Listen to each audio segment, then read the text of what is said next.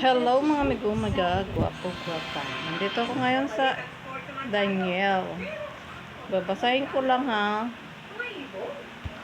Magbabasa ko dahil ito binigay sa akin. Tungkol kay Daniel.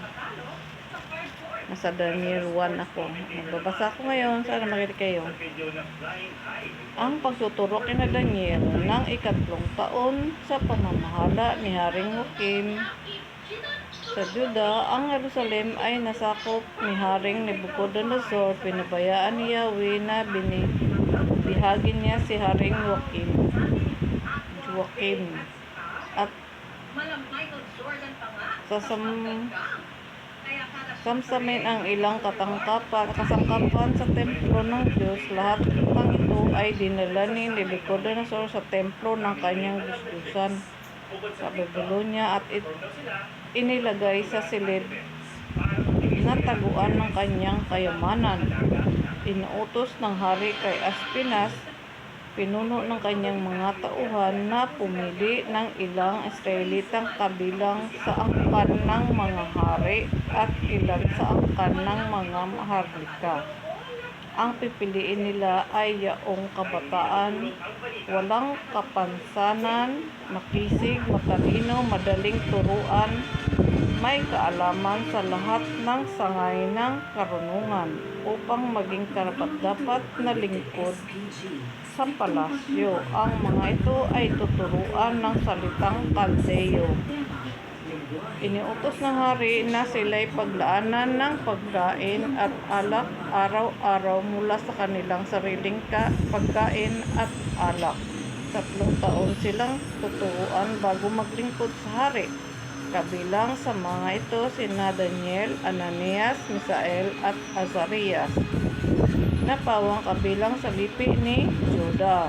Sa pangalan nila ay pinalitan ng pangalang Kaldeo. Si Daniel ay Belshazzar, Shadrach si Ananias, Meshach si Misael at Abednego si Azarias.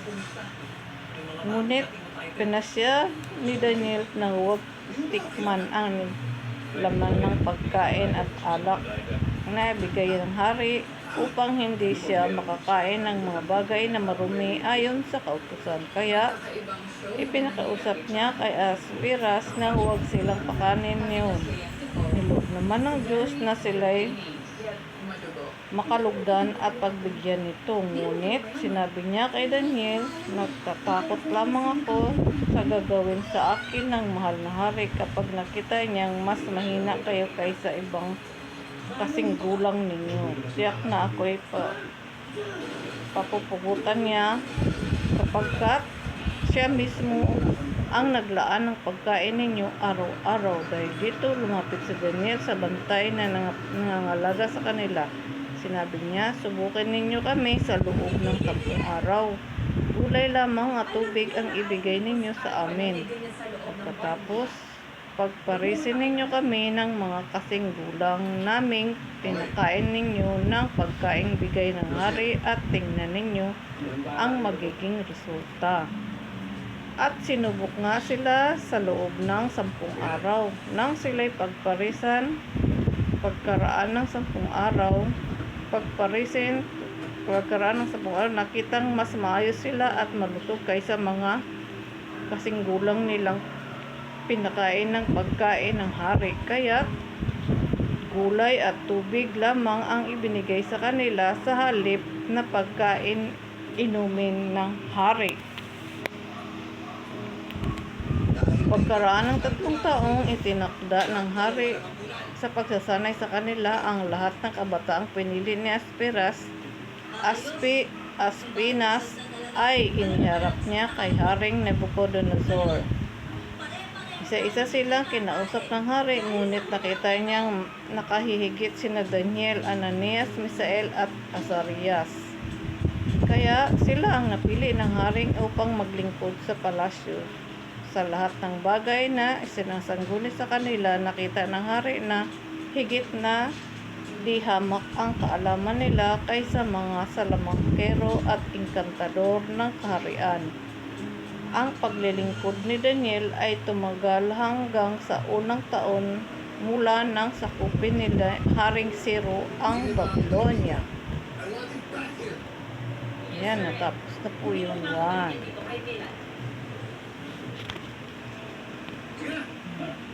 Ito yung kwento ni Daniel. Unang sa number 1 tungkol sa pinahanap ng hari ng mga kabataan na malalakas, matalino, yung kanyang kawan, pinakamataas na kawan mula sa lahi ni Judah, sa mga hari at sa mga angkan ng Maharlika, at napili nga sila Daniel. Sina Daniel, si Misael, sino pa ba yun?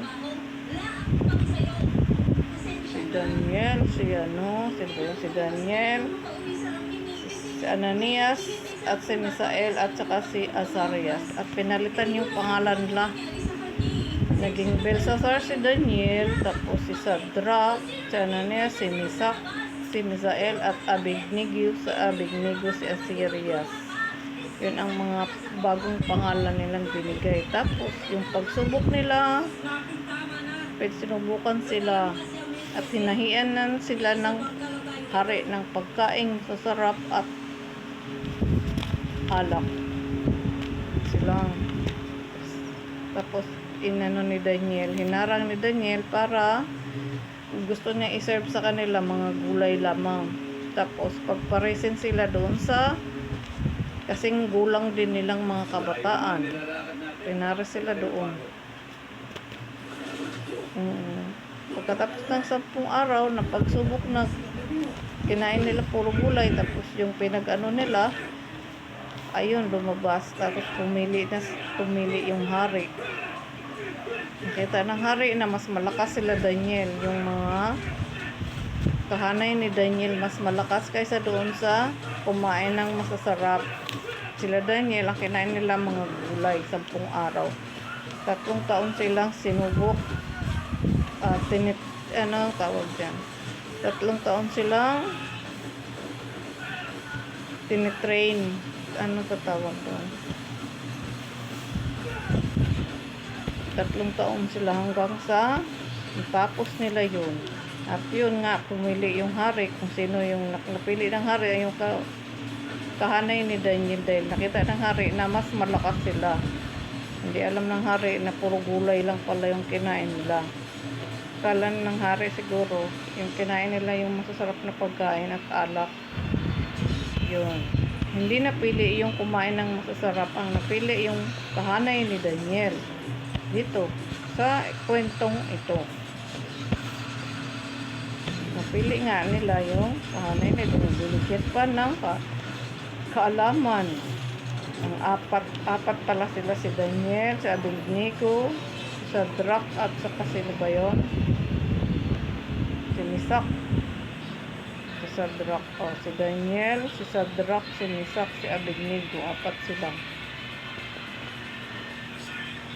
Sila ang napili ng hari.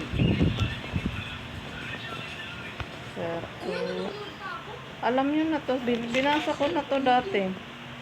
Yung kwento ni Daniel. Hanggang sa doon sa sinubok sila yung 3 doon sa ang sumunod dito tungkol doon sa panaginip ng hari. Basahin ko lang, nasa 2. Ang panaginip ni Nebuchadnezzar. Minsan ay nanaginip si Haring Nebuchadnezzar. Ito'y noong 2 taon ng kanyang pamamahala. Gabag siya at hindi nakatulog. Dahil dito ipinatawag niya ang lahat ng salamangkero, enkantador, manggagaway at mga manggugula upang ipaliwanag ang kanyang panaginip. Sinabi niya sa kanila, ako'y nanaginip at ito'y ang bumabagabag sa akin hanggang ngayon. Ipiniliwanag nga ninyo ang ibig sabihin niyon. Sumagot sila, mabuhay ang mahal na hari. Sabihin po ninyo ang panaginip at ipaliwanag namin. Nag-lock yung Holy Spirit ko dito sa 4. At saka yung kanina dito sa 11, 12 dito sa 12, 13, 11, 12, 13 at saka ngayon dito sa 4 naman. Sinabi ng hari, hulaan ninyo ang aking panaginip saka ipaliwanag kapag hindi ninyo nagawa iyan, kakatayin ko kayo at ipapawasak ang inyong mga tahanan. Kapag nasabi ninyo at naipaliwanag ang aking panaginip, gagantipalaan ko kayo at pararangalan hala.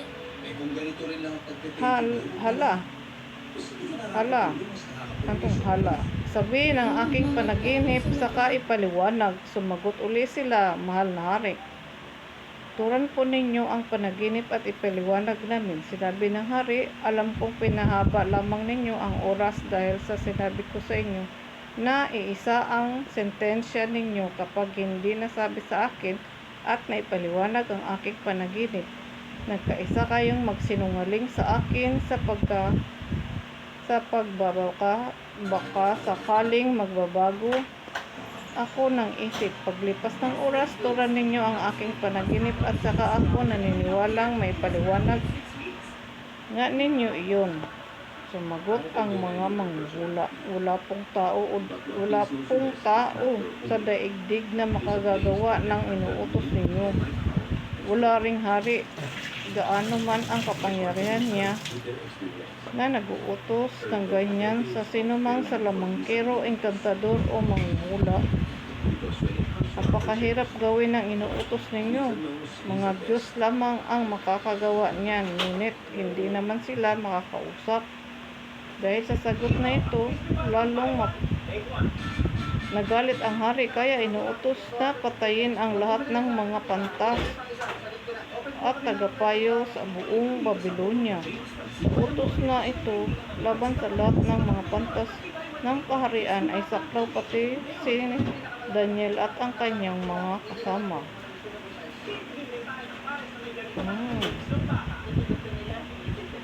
Walang makapag-ano doon sa panaginip ng hari. Ay, hindi pa tapos yung ano. Tapos pinapapatay na ng hari yung mga pantas, yung mga hindi naka ano doon sa kanyang panaginip. Kasama si Daniel. Tapos dito sa 40 naman, ang panaginip ay inihayag ng Diyos kay Daniel. Kaya lumapit si Daniel kay Aryok, ang kapitan ng tanod ng hari, at siyang inutusang pumatay sa mga pantas ng Babylonia. Ang tanong, nag-react yung respect ko dito sa 14.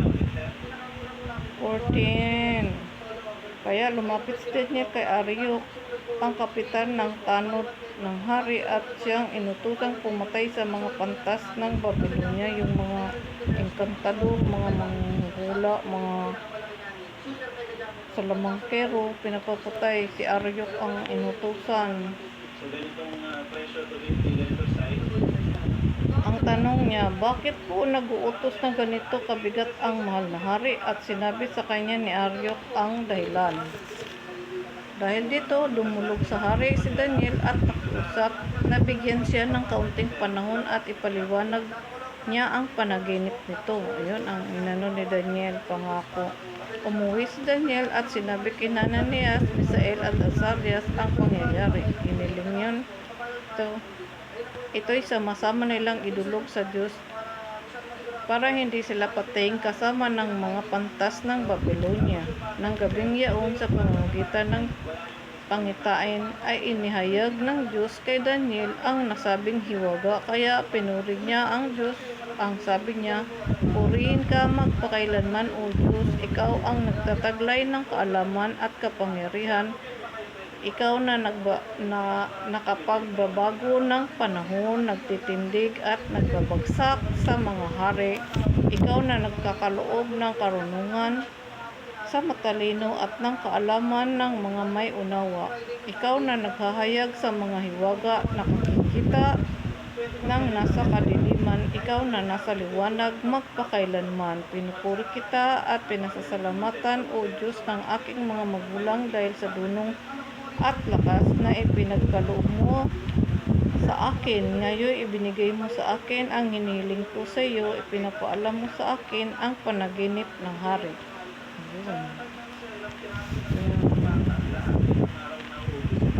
nanalangin si Daniel dito.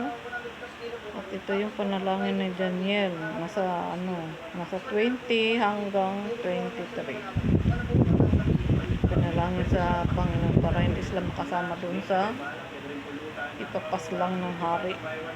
Yung mga pantas, mga salamangkero, mga mangunula, mga ikatalo. Humingi si Daniel ng palugit ilang araw.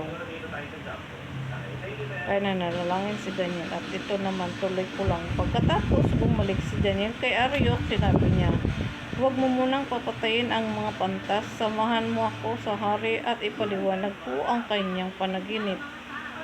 Si Daniel ay dali-daling iniharap ni Arioch sa hari. Sinabi niya, mahal na hari, narito po ang isa sa mga bihag mula sa Juda. Siya po ang makapagpapaliwanag sa inyong panaginip. Si Daniel ang tinatawag na Belsasar ay tinanong ng hari, masasabi mo ba sa akin ang panaginip ko at may paliwanag.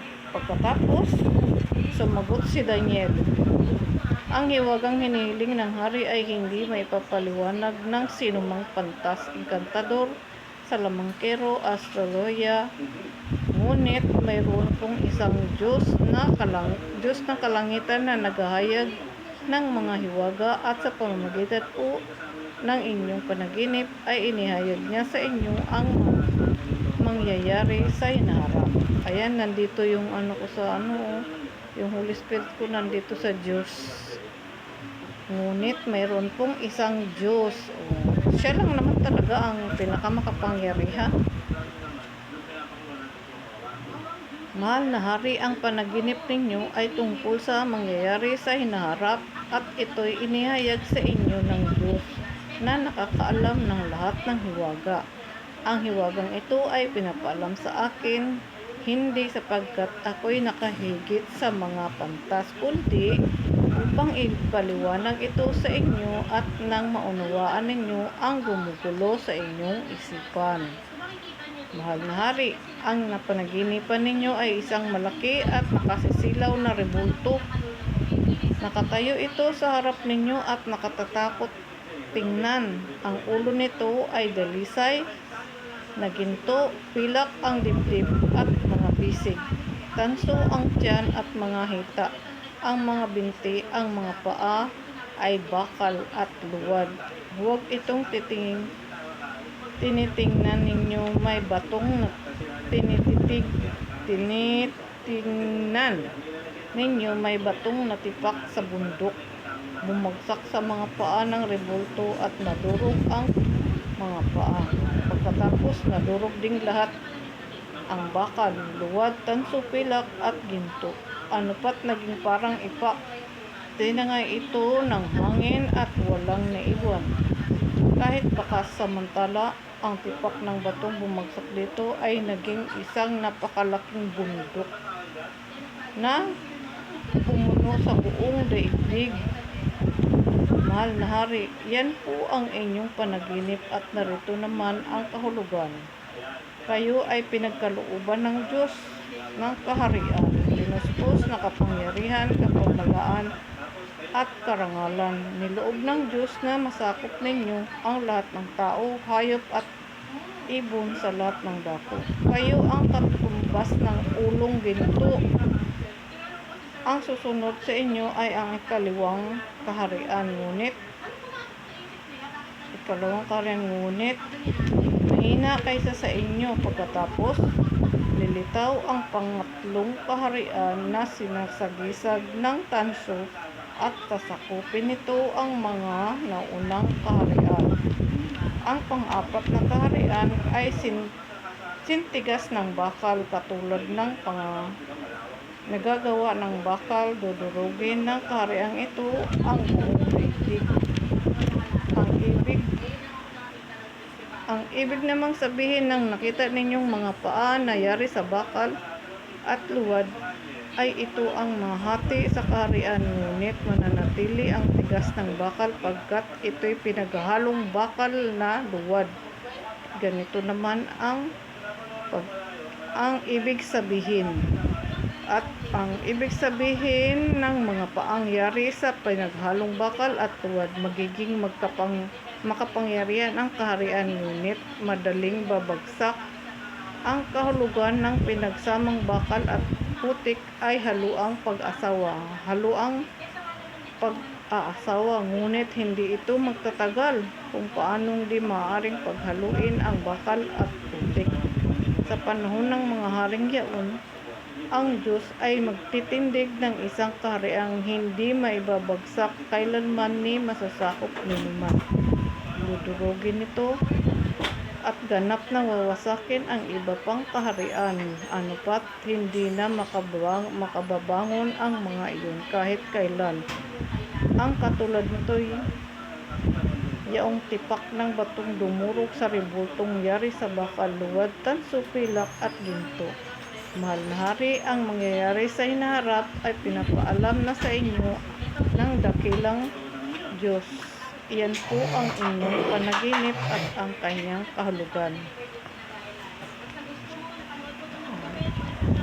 Ang panaginip ng hari tungkol sa isang rebulto at nakaano yun doon sa mga kaharian, iba-ibang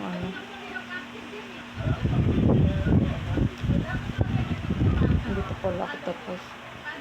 Nasa 46. Nagpatira pa si Haring Nebuchadnezzar sa harapan ni Daniel. Pagkatapos, iniutos niyang sambahin ito sa pamamagitan ng mga handog at iba pang alay. Sinabi niya kay Daniel, dahil sa paglinaw mo sa hiwagang ito, naniniwala na akong ang Diyos mo ang pinakadakila sa lahat ng Diyos. Siya ang dapat kilalaling Panginoon sa lahat ng hari. Siya lamang ang makapagpapahayag ng anumang hiwaga, at si Daniel ay binigyan niya ng maraming handog, ginawang tagapamahala sa isang lalawigan at pinakapuno ng mga pantas ng Babylonia. Hiniling naman ito sa hari na sina Shadrach, Meshach at Abednego ang pamahalain sa Babylonia upang siya'y makapanatili sa palasyo ng hari. Amen po. Salamat po kung kayo nakikinig.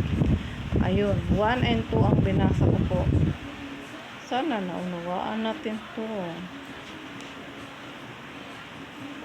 May kahulugan. Ang dito sa 2,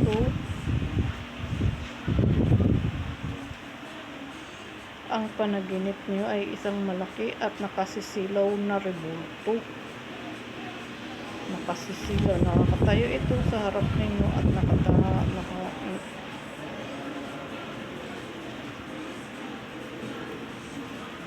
nakatayo ito sa harap ninyo at nakatatakot tingnan. Ang ulo nito ay dalisay na ginto. Ito yung Panginoong pilak, ang dibdib at mga bisig, tanso ang tiyan at mga hika. Ang mga binti at mga paa ay bakal at luwad. Habang ito'y tinitingnan ninyo, may batong natipak sa bundok. Tinitingnan ninyo, may batong natipak na bumagsak sa mga paa ng rebulto at nadurog ang mga paa. Katapos, nadurog ding lahat ang bakal, luwad, tanso, pilak at ginto. Pat naging parang ipa. Tinangay ito ng hangin at walang naiwan kahit baka samantala ang tipak ng batong bumagsak dito ay naging isang napakalaking bundok. Parang nag-form ng bundok yung mga pinag-anuhan. Wala talagang parang ipa sila tapos napunta sa isang lugar na bundok. Sama-sama ang lahat doon ng kumbaga sa lahat ng mga material na bagay, yung mga sama-sama at naging bundok. Nakaimbak sa isang lugar.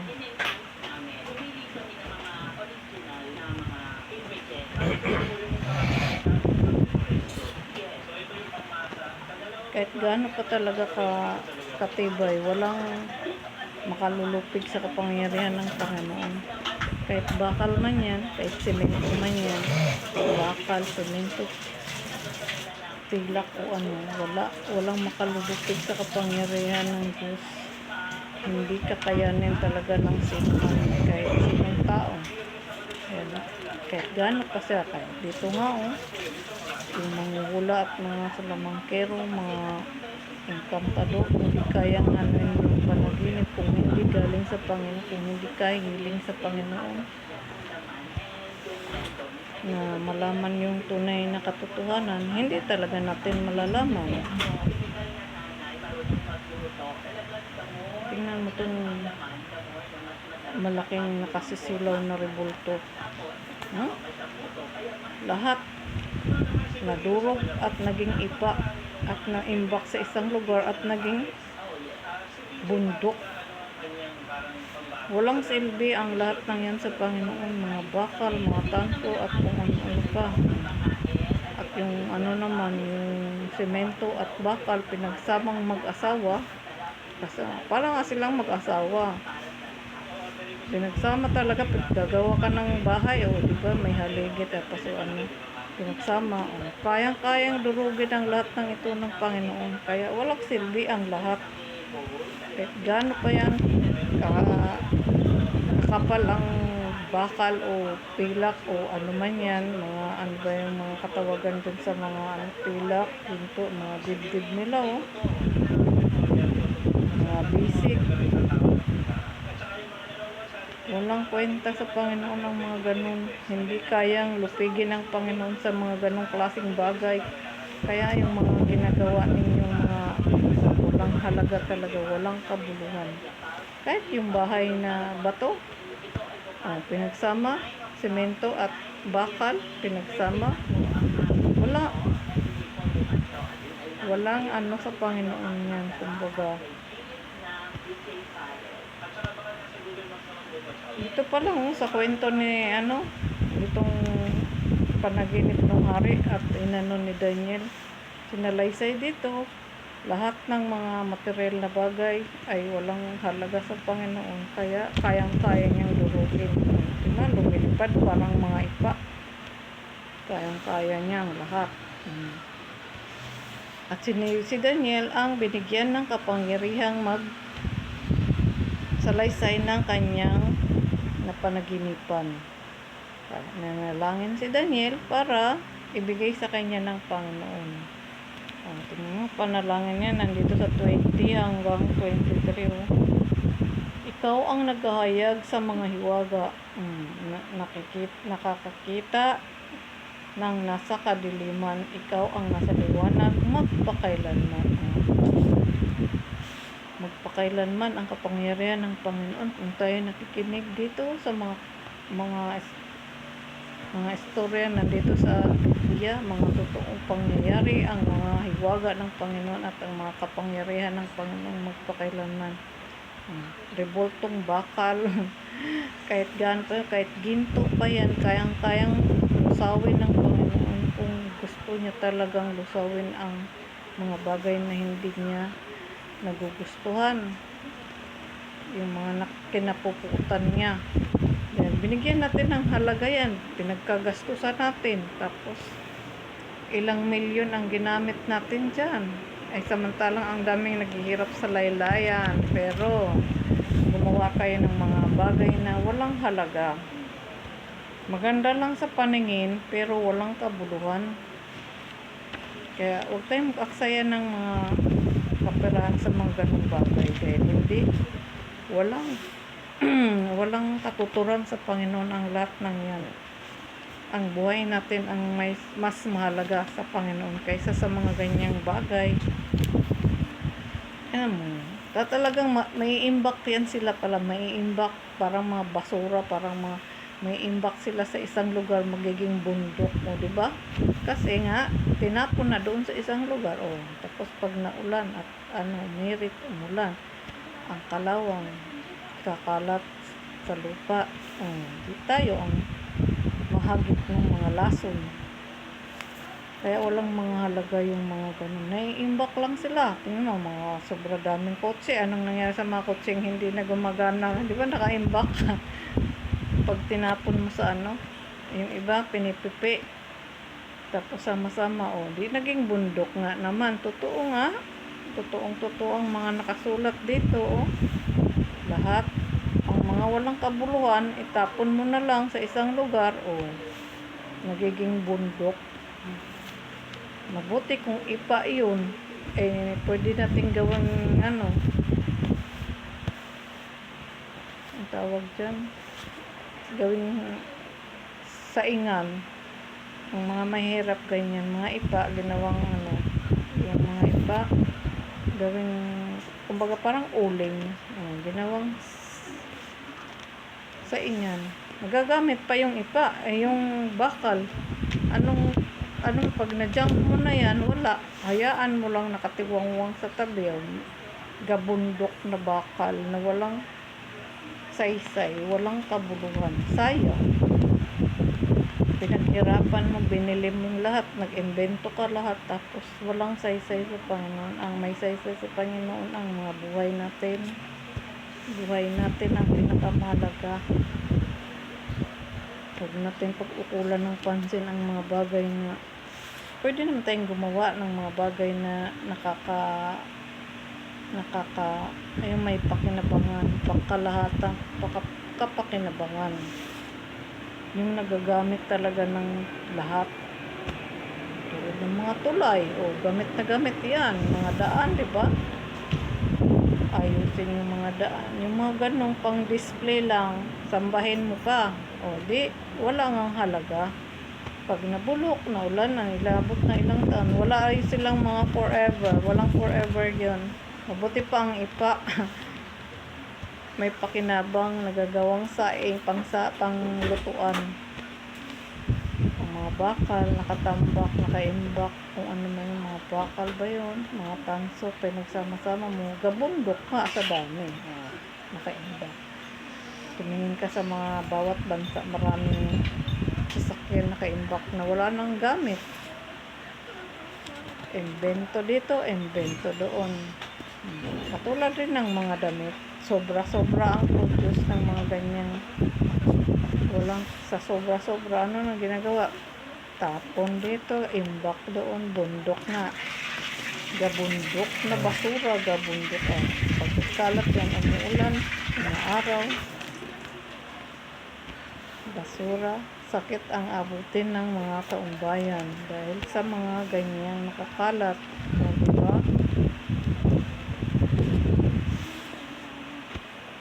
Walang kabuluhan.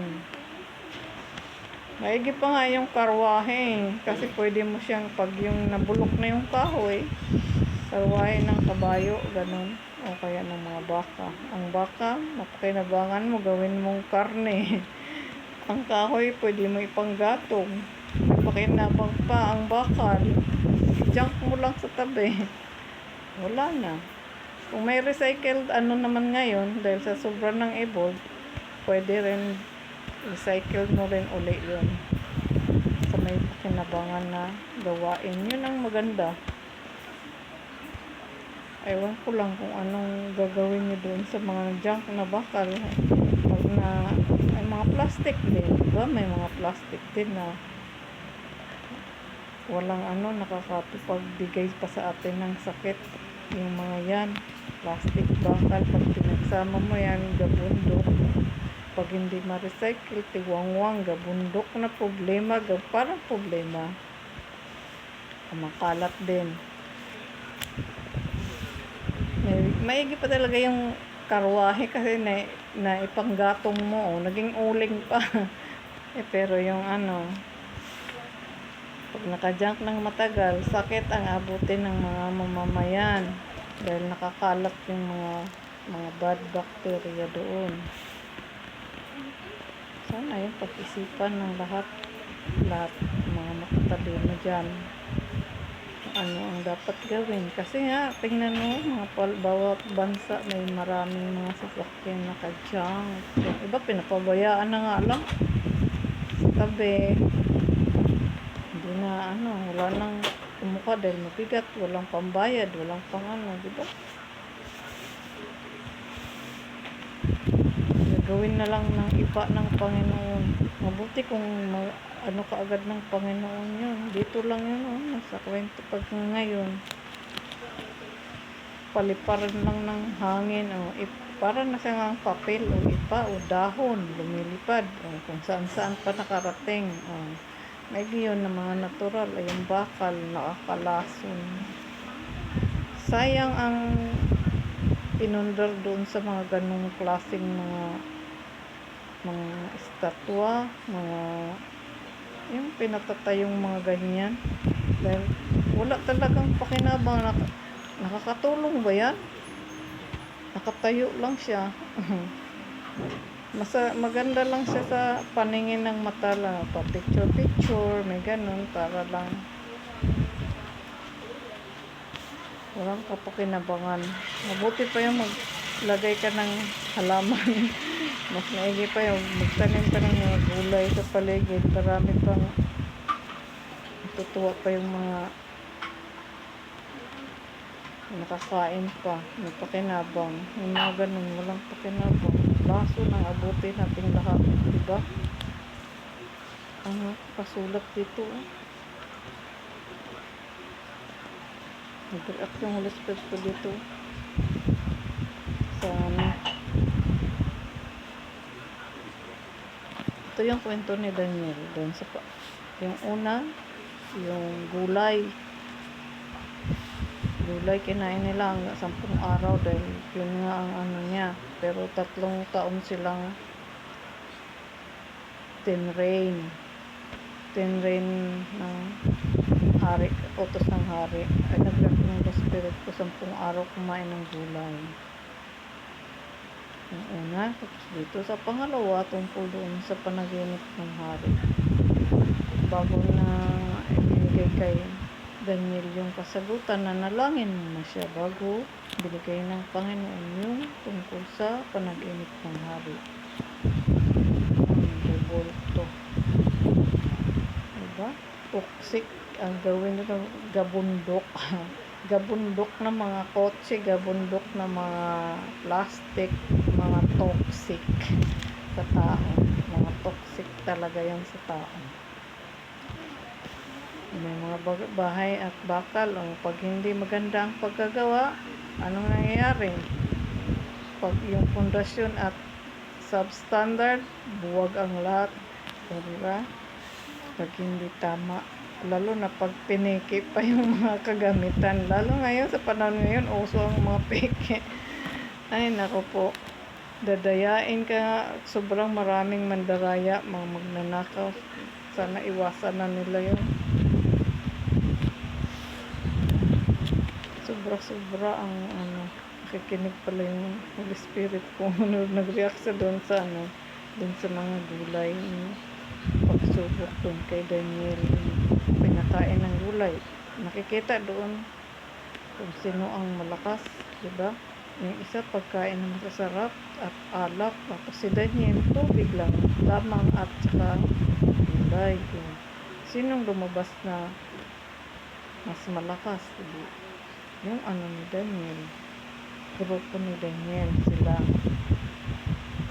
Dito naman tungkol sa revolto, ay naku po, walang kwentang, walang kabuluhan, sinayang ang pera sa mga ganung bagay na walang katuturan. Hindi man lang makaligtas ba yan ng buhay? Nakakamatay pa nga ng buhay, diba? Yung mga bakal na naka-junk, mga plastic, nakakamatay pa. Yun lang mga migo-miga, gwapo-gwapa. Basahin nyo na lamang po. Binasa ko to dati. Tagal na at pinaulit ng Panginoon to sa akin dahil marami ang hindi nakapakinig nito. Marami pa ang hindi nakapakinig nito. At sana pangaral natin tong lahat dahil para ang darating natin malalaman ito kung gaano makapangyarihan ang Panginoon, diba? Para malaman nila ang buong istorya kung gaano makapangyarihan ang ating Diyos. Nakasulat dito, ngunit mayroon pong isang Diyos sa kalangitan na naghahayag ng mga hiwaga at sa pamamagitan po ng inyong panaginip ay inihayag niya sa inyo ang mangyayari sa hinaharap.